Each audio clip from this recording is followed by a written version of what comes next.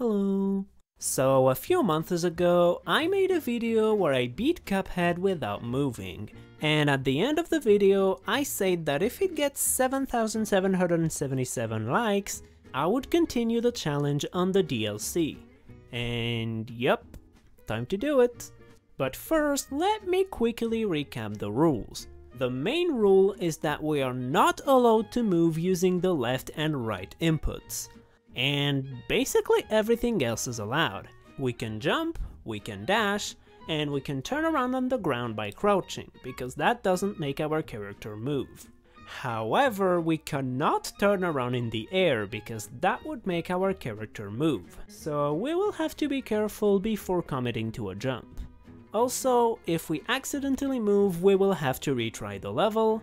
And as a bonus rule, I'm not going to allow Miss Chalice, because I think she would make the challenge too easy. So instead, we're gonna show some love to the main character of the game, Mugman.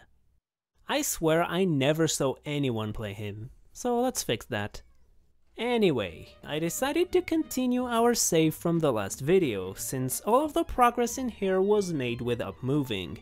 And before fighting any of the bosses, we talked to this newspapers guy who gives us 3 coins, and since we had 1 leftover coin from the clown level, we can immediately head to the shop and buy the most absurdly cracked weapon in the game, the crack shot. I mean, it's in the name, it's literally cracked. This thing is basically a pea shooter and a chaser at the same time. It has 1 projectile that shoots where you aim and deals a great amount of damage, and a 2nd projectile that automatically aims at the closest target, which is going to be extremely useful since we don't have full control of our character. So we equip it paired with the spread, and we're ready to fight the first boss, the spider. Okay. In the first phase, the boss will casually move around while a ton of little creatures try to attack us. Exploding cobwebs, little bees with a melon hat, spinny caterpillars, and so on. But honestly, apart from a few inconvenient patterns, really? It wasn't too bad, and we quickly move on to the second phase, which is terribly easy. We just have to dash back and forth to dodge the lasers while the crackshot takes care of the boss. Now the last phase is where it gets a bit more annoying. The first part of the attack is not too bad, we just dash to the opposite side, make sure we don't stay on the same lane, and we easily avoid it. The problem here is that after doing this attack, the boss throws a ball that wanders around the stage. Now, this shouldn't be too big of a deal, after all we have the best weapon in the game, right? If only it could stop missing for a second. The crackshot is really strong, but as you can see, it struggles a little bit against moving targets. So most of our attacks end up hitting neither the flying balls nor the boss, which can lead to some unfortunate patterns. But after a few more attempts, we managed to knock out the boss. And I almost died like an idiot because I forgot that the snail attacks. Okay, now we can move on to the next boss, the cow.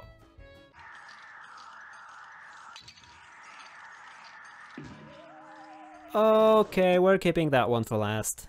So we make a little detour and fight another boss, the Yeti. Wait, why does he have gnomes in his mouth?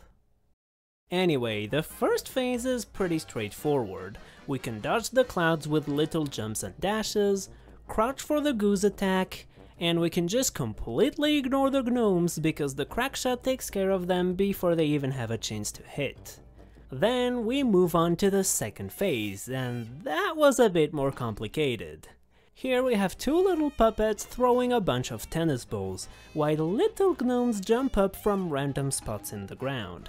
For the most part, we kinda just have to dodge back and forth, but because the dash is not a very precise movement option, some patterns were a bit complicated. But after a few attempts, we get to the last phase. And here we're kinda forced to stay on a platform and dodge the bullets until we have no choice but to either parry the platform or get trolled by RNG and have to tank a hit. But if we get to the phase with enough health and the invincibility super ready, we just have to get slightly lucky with the platforms and finish the fight. Alright, to be honest, those first two bosses were really easy, but now we're going to move on to a significantly more annoying fight, the Magician. And most of the difficulty comes from the very first attack. At the beginning of the fight, the Magician will throw a bunch of baby ghosts, and the position of those ghosts perfectly line up with our dashes. So our only way to avoid it is to go to the right side and pray for the boss to throw them on the left, otherwise we just get hit.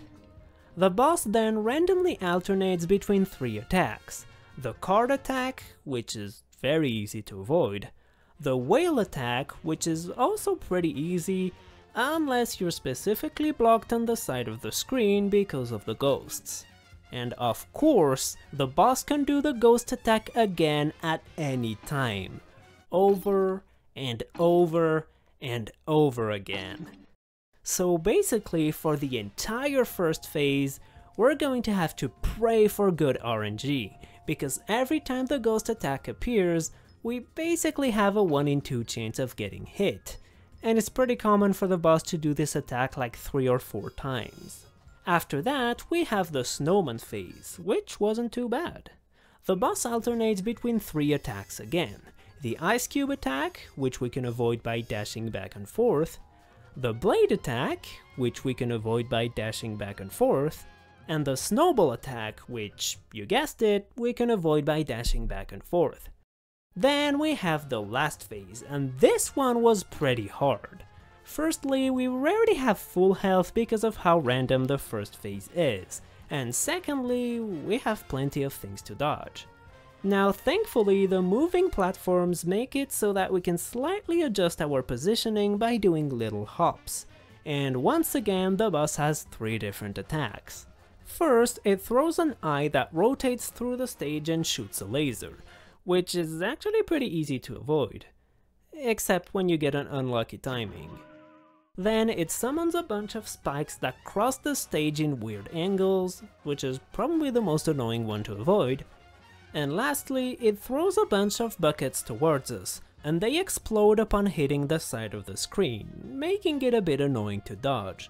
But on my last attempt, I found out that if you just stay very close to the boss, you have a lot more time to react to the projectiles, so we can easily finish the boss.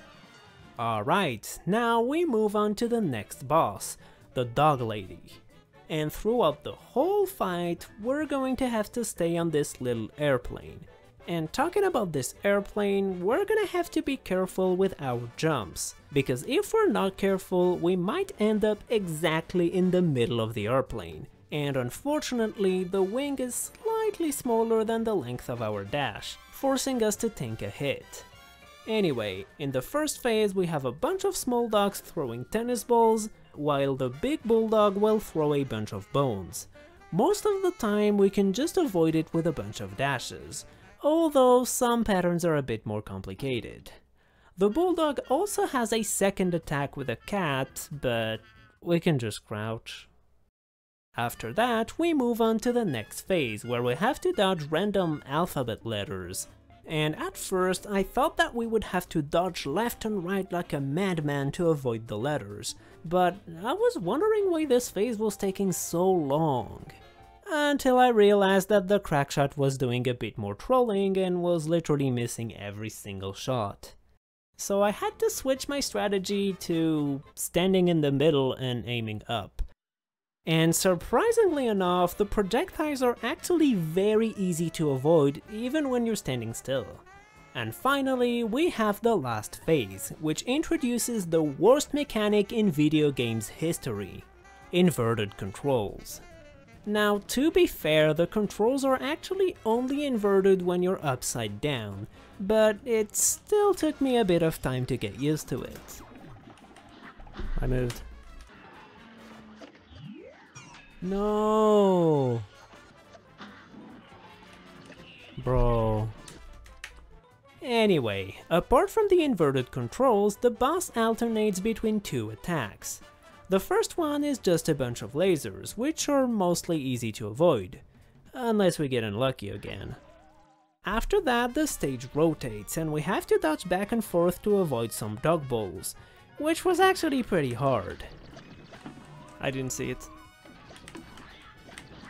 No, no, no.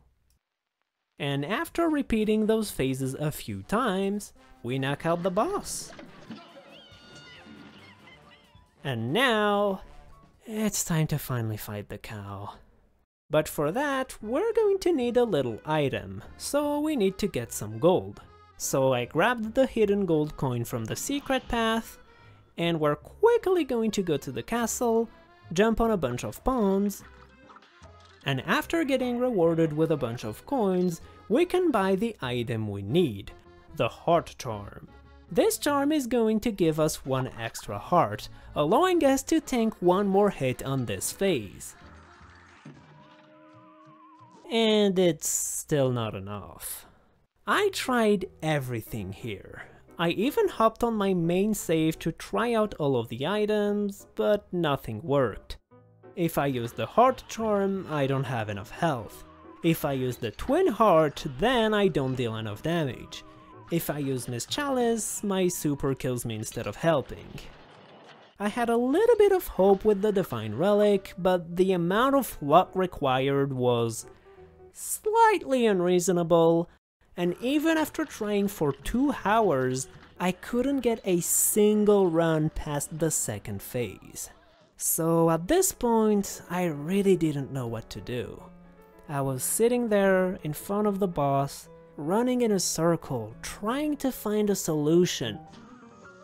Oh hey, double HP. Yeah, we're going to have to use Jimmy. I didn't want to at first, but with all of the damage we have to face tank here, there's just no way we could get past this without him. Also, he synergizes pretty well with the heart charm we just bought, giving us a total of 8 HP. So now that we're prepared, it's time to start the fight.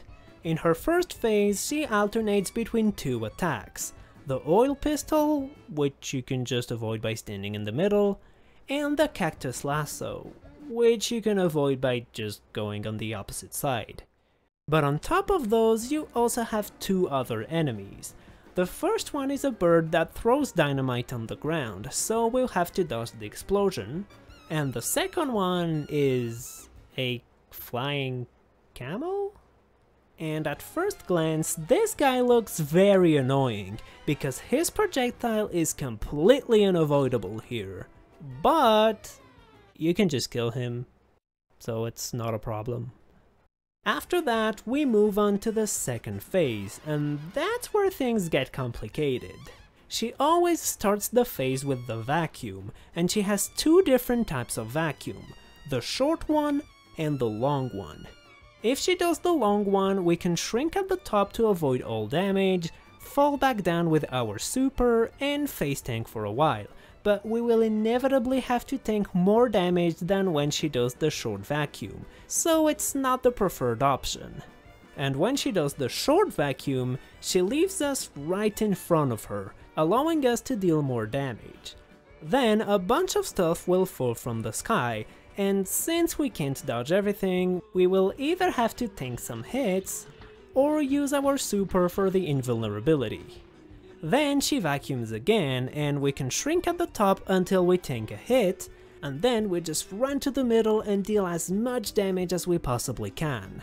And the good thing here is that face tanking those hits actually serve an extra purpose, which is that it pushes us towards the left of the screen, allowing us to be in a better position to deal with the next phase, although we will usually have to tank one more hit. And this phase is surprisingly simple. When the sausage is at the bottom, we stay in this spot and shoot bombs at its tail, and whenever it goes up, we just shrink straight to the bottom and avoid every hit. So after doing that a few times, we finally reach the very last phase. And of course, we have more RNG. Since we can't move horizontally and we're so close to the boss, we don't have a lot of room to dodge, so some patterns will just be unavoidable. And after dying a few times on this phase, we managed to beat the boss. No!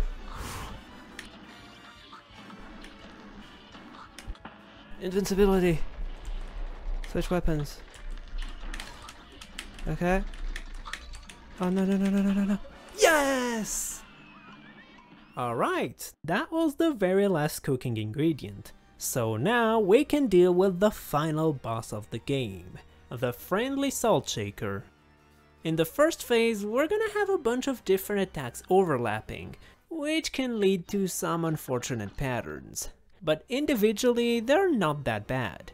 For the strawberries attack, we're just gonna look at where they are and try to position accordingly. For the lemon attack, we will have to crouch and dash back and forth to go through the lemon slices, which is pretty dangerous when it's paired up with other attacks. Then we have the bunny attack, which wasn't too bad, apart from the crack shot rolling again. You also have a little flame wandering around the stage for the whole phase, which wasn't too big of an issue. And finally, you have one more attack, the sugar cubes. They're not particularly hard to dodge, although they can be annoying, but I noticed that if we try to parry one of the pink cubes, it can offset our position in a weird way and make the second phase significantly harder. So we will have to resist the urge to smash those pink cubes. Then we move on to the second phase, and here, this might seem like a nightmare, but it's actually not that bad. We have 3 things going on here. 4 pepper shakers attacking us, a flame that follows us around, and a bunch of leaves falling from the sky. Now this might seem like a lot of things, but thankfully our dashes perfectly line up in a way that puts us right in front of the pepper shakers. So not only we can use the spread to deal massive damage to them, but on top of that, being that close to the pepper shaker allows us to completely dodge their attack, since they throw the projectiles a bit too far away. As for the flame, we can just bait it around by dashing to the opposite side whenever it starts jumping, so that it never blocks the way. The only real danger here are the leaves, because they can line up in a very bad way, sometimes perfectly covering our dash spots. But with a bunch of clutch dashes, we can consistently finish this phase with 2 or 3 HP left. Then we have this very difficult phase. Just kidding, we just need to dash to the blade like twice, and that's it. And then we move on to the final phase. Yeah, this is basically the reason why this fight was pretty hard. Here we have the whole stage moving down while the boss wanders around the stage. And since we can't freely move around, most of those platforms become unreachable, forcing us to take some damage. So we're going to have to maneuver around the ones we have as best as we can, while praying for the game to not give us too many impossible patterns. And on top of that, the crackshot is still doing a bit of trolling. So after fighting for my life a few times... Okay. I moved. We finally get a good run.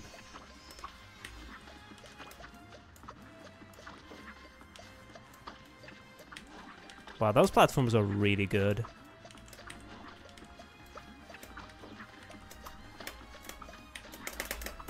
That's fine. That's not fine. Come on, come on. Come on. Come on, come on. Come on, come on. Come on, come on. Come on, come on. Come on, come on. Come on, come on. Come on, come on. Come on, come on. Come on, come on. Come on, come on. Come on, come on. Come on, come on. Come on, come on. Come on, come on. Come on, come on. Come on, come on. Please. Let's go!